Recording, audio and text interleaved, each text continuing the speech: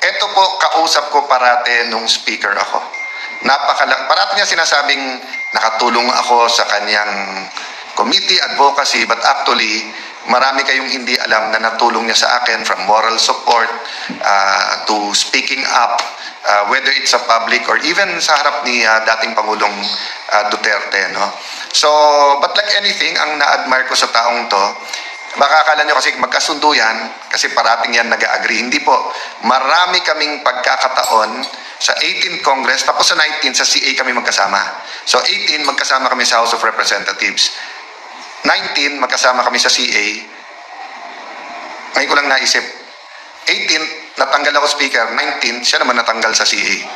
Pero pareho naman kami, pag natatanggal, nilalagay ng Panginoon sa mga posisyon na makakatulong naman sa ating mga kababayan. So, medyo naisip nyo na ba kung sino sinasabi ko? Walang iba kundi ang ating bagong senador, Senator Marcoleta. Good evening, sir! Good evening po sa inyong lahat. Ito po, kasama ko si Speaker Senator Alan. Marami po kaming dapat na gawin sa mga susunod pong mga araw. Sana mapagtyagaan niyo pa kami.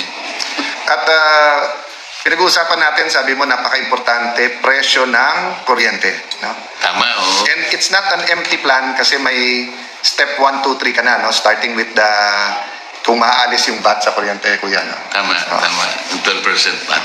Okay. So, na-file naman niya yan. Wala po kami sa bangko. This is a restaurant na dating bangko. Kasi kayo ko lang napansin, nasa likod mo, safe, kuya. Kaya sabi ko sa iyo, safe ka dito, di ba? Kasi nasa likod mo, dating safe. No? But yung po, nag-uusap po kami kasi right now, hindi right now, before June 30, ako po ang acting chairman sa ilan mga hiniring ng Blue Ribbon Committee. Hindi ko naman alam nung filing na si kuya ay magiging senador or tatakbong senador kasi nga sa CA hindi pa magulo nun. But I'm happy kasi nga I'm volunteering na ituloy pagiging isang vice chairperson kasi parang bumalik kuya talaga yung mga parang cyclical kuya, di ba, na maayos mo yung corruption tapos babalik na naman. Oo nga, yan ang nakaka-disappoint. Maayos mo ng konti, balik na naman, parang yung cycle, parang vicious cycle ba? Kaya sabi sa akin, kung just like when we were together 18th Congress, kailangan yung solusyon pang matagalan. So yes, sa Blue Ribbon, kailangan ma-pinpoint kung sino may kasalanan, anong anomalya, pero kailangan may pangmatagalan. Kaya yung isa niyang tinitingnan sa kuryente, pinag-uusapan din namin kasi si Ate Pia naman po ang chairman ng energy. So syempre po nung pag tumatakbo ka, everyone tells what committee they want. Yung iba nakukuha mo, yung iba hindi. Pero ngayon ko lang po medyo naintindihan ng gusto na ang sinasabi po ni Senator Marcoleta ay yung mas murang kuryente kasi parang domino yon, marami ding magmumura. Pero interesado din siya paano maging mas mura yung bilihin. Pero kumbaga, pag ang inuna mo yung kuryente, sunod-sunod yun. Sunod-sunod yun. So, binibiro ko naman siya. So, wag lang tayong makuryente sa Blue Ribbon. Marami tayong pagbabagong mangyayari. Tapos yung kuryente naman, ma-attack talaga yung bakit nagpapataas ng presyo. So, hindi po kami magtatagal kasi nga, ako late person, kaya kahit magdamagan, ito po, ang aga-aga nagsa-start nito. So, kuya, thank you for our coffee date at thank you, pinagbigyan mo ako sa Facebook friend. Siguro, marami kasing hindi nagkakaalam na mahaba na ang panahon na tayo magkaibigan at nagtutulungan.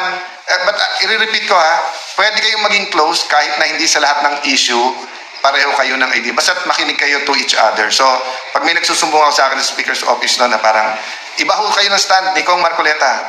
Hindi ako nasa-stress. Kasi pag akyat, i-explain niya. Siya din, hindi nasa-stress pag sinabing, oy, si Alan, ganito sinabi. Kasi nga po, alam niyang pwede kami mag-usap. So, thank you for that, kuya. Yeah, at ang gusto ko lang na ipaalam sa lahat ng mga kababayan natin, Senator Alan, kagaya ng pinaghalimbawa mo kanina na kailangan ayusin yung tatamnan na lugar para sa ganun tumubo na mabuti yung ating itatanim. Kaya nung kuminsan, alam mo, pag tumubo na yung tinanim natin, mas mabilis pang tumubo ulit yung binunot natin. Kaya continue yung gagawin natin po na wini-weed out po natin yung nakakasama sa mga tinanim natin. Yun po yung ating gagawin at pagsisikapan po natin. At doon po, sobra kaming nag-agree, di ba? At as you get to know Senator Marcoleta more, makikita mo po malalim ang kumbaga po parang sa Bible na yung parables. Kasi nga prinsipyo at hindi day-to-day issues ang tinitignan eh. So you have to look at the principle kung paano ayusin. And I really look forward to working with him. So good night everybody. Yun, may napindot tuloy akong, ayan yan. Sorry po. Kuya, ikaw ba gamay na gamay mo na yung Facebook? Hindi ako marunong sa Facebook. Wala akong Facebook. Pero sa lahat ng page nandiyan ka. Kasi ako nga, nung nagpalit ako ng phone from iPhone to Android, nakita kasi ni Kuya, medyo may napindot ako. Buti, so, minsan napapagalitan ako ni Lani, pati sa itsura and everything. But guys, alam ko naman ang puso namin ang tinitignan nyo. At ganoon ang Panginoon, di ba? Look at the heart. So, you might not always all agree with us, but we want to guarantee sa inyo that we want to build this nation. We want to have a better future. So, good night everyone. Good night po, Kuya. Salamat po. Good night po. God bless you guys. Wala ka bang pakialam dun sa pinapatay ni Digong? Anthony, dun kasi tayo nagkakaiba minsan ng paniniwala dun sa mga pro-Duterte at hindi, di ba? Ang iniisip ng ibang mga anti-Duterte na ang mga pro-Duterte believe in cold-blooded murder. Hindi po. Naniniwala po kami, especially nung time ni PRRD, that you have to be tough on crime. And naniniwala kami na maraming police, piskal, law enforcers na give up dahil sa sobrang powerful ng mga drug lords. So, sinasabi nga na pagka endangered yung life mo all around the world, pwedeng lumaban. And the language is different. So, I won't go through all of it, di ba? But ibig sabihin, I want to communicate to you, Anthony, yung mga pro-Duterte, hindi sinasabing okay pumatay. At hindi sinasabi porke kriminal ay patayin. Ang sinasabi, pag kriminal ka at papatayin mo yung police can fight back. Ang sinasabi that there are certain types of drugs na talagang nasisira yung ulo mo, kaya nagiging part yung violence and everything, di ba? So, mahabang usapan. I'm just, Delphine Jimenez, God bless you. Sana nga magkita-kita yung buong tropa. Tama ka naman, Delphine, multitasking. Yun lang kasi pag emotional yung issue, babalik at babalik tayo doon. Tapos minsan kasi pinuputol-putol din yung sinasabi ng mga tao. Katulad ngayon, pagtatanong kami ni media, pwede ba to o hindi pwede? Pag sumagot kami, maraming oo at maraming hindi, maraming magagalit. But actually, ang tanong kasi pwede. Ang tanong, hindi ko ano stand namin. At least, katulad ako, abogado ako. So pag tinanong mo, pwede bang motion for dismiss? Ibibigay ko opinion ko. Pag tinanong nyo, pwede bang questionin yung jurisdiction ng court? Ibibigay ko yung opinion ko ayon sa pinag-aralan ko, sa experience ko at sabihin ng staff. Hindi ko sinasabing yun ang dapat naming gawin. Diba?